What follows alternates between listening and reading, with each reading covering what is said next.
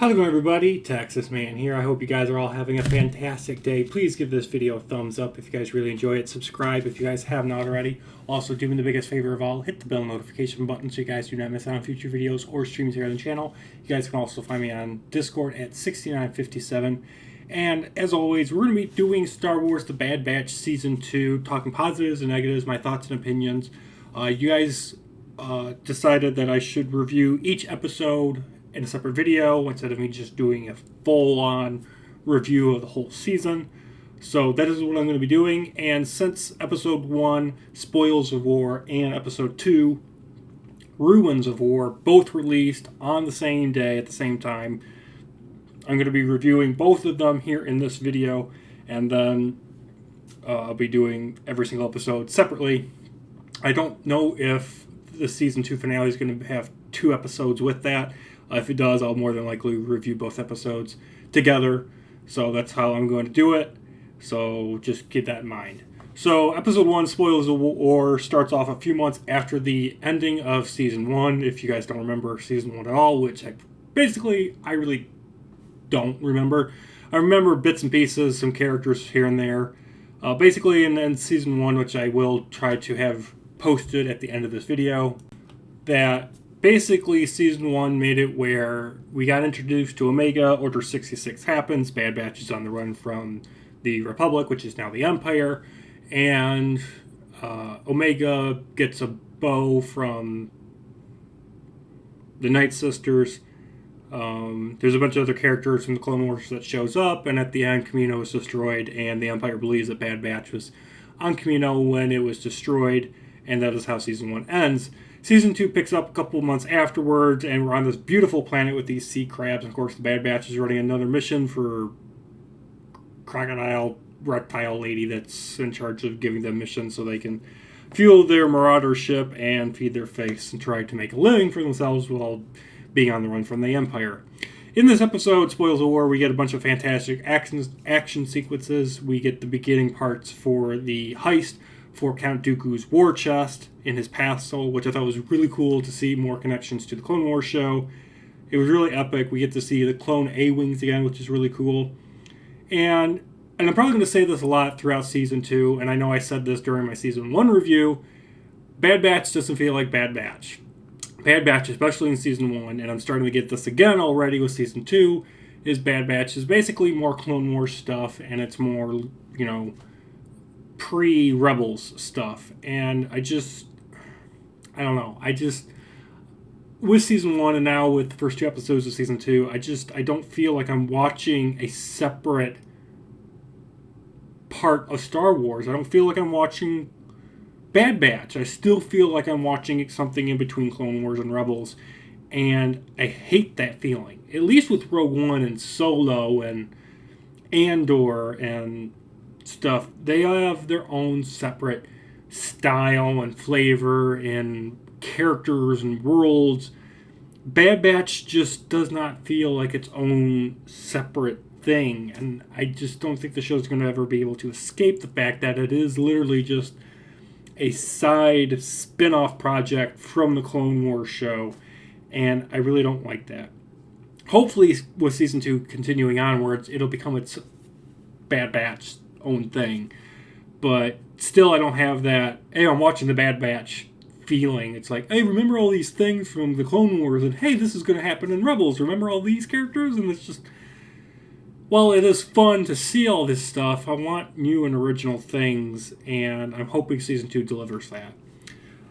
Also with Episode 1 and Episode 2, and I hope this is fixed within Season 2, I hate that the Bad Batch does not 100% use live fire rounds to kill fellow clones that now follow the Empire 100% willingly. Instead, they keep using these stupid stun rounds on their fellow clones that are just following the Empire, while these fellow clones that are following the Empire are using live ammunitions, they're using A-Wings, they're using LAAT gunships on them, and it's like there's a couple times, especially in Episode 2, where they're using separatist tanks and they're using Gatling guns, and I'm just like, are you gonna define whether or not the Bad Batch uses stun rounds or live ammunition against everyone that's shooting at them with live ammunition.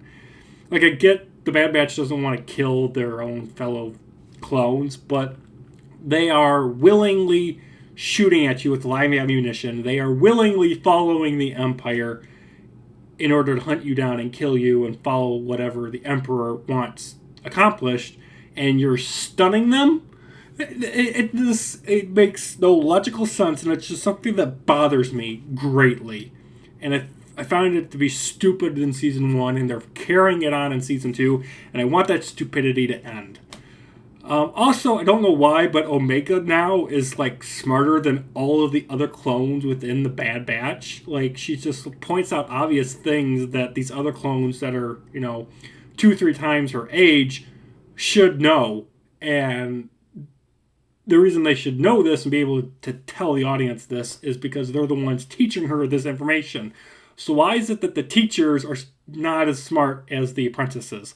I hate that in Star Wars, and they're bringing it back in here with Omega. Spoils of War, I'm going to give it an 8 out of 10. Moving on to episode 2, Ruins of War.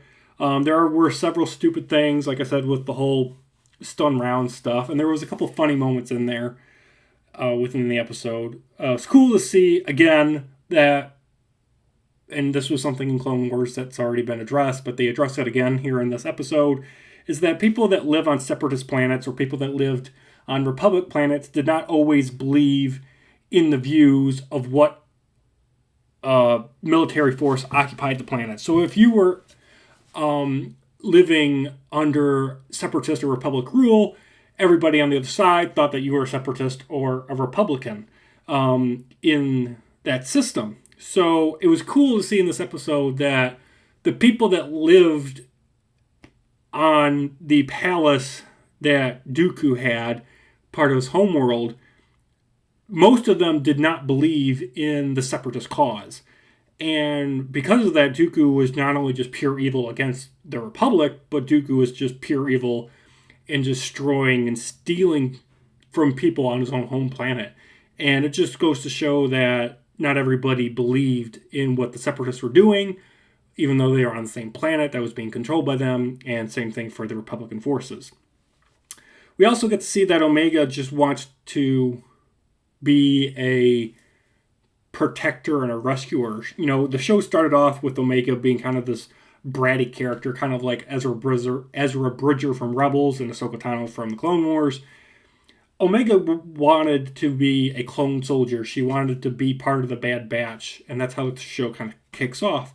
Now, with this episode, we're finally getting fleshed out a little more that Omega just wants to be useful. She wants to not only just be part of the Bad Batch, but she wants to be part of a family.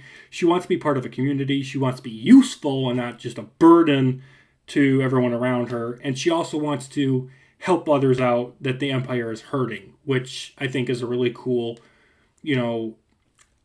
character growth that we're going to see further explored throughout Season 2.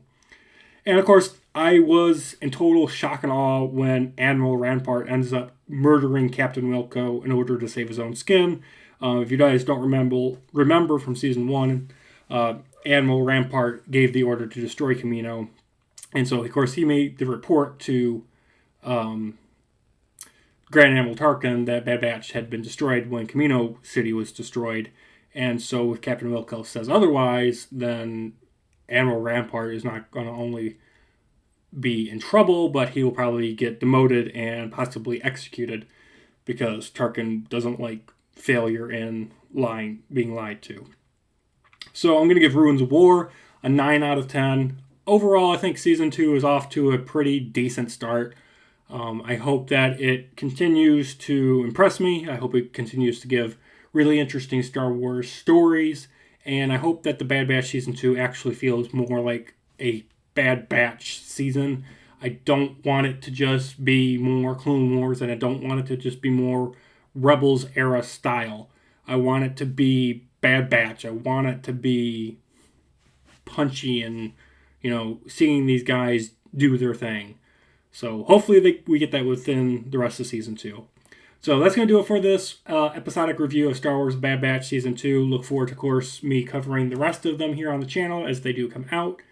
thank you guys so much for watching. Let me know in the comment section, have you guys enjoyed the first 2 episodes of Season 2? And what are you guys looking forward to the most for the rest of the season? Thank you for watching. Have a great day. And I'll see you guys in the next video or stream. Bye, guys.